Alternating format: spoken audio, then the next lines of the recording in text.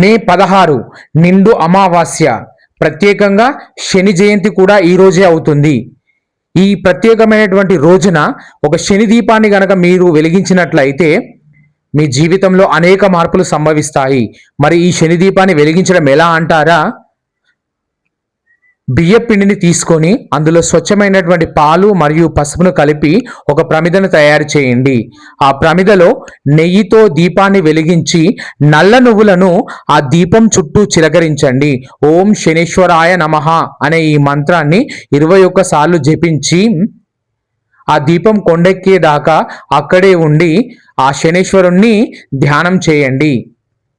మీ జీవితంలో ఉన్నటువంటి బాధలన్నీ తొలగిపోయి సుఖ సంతోషాలు ప్రాప్తించబడతాయి.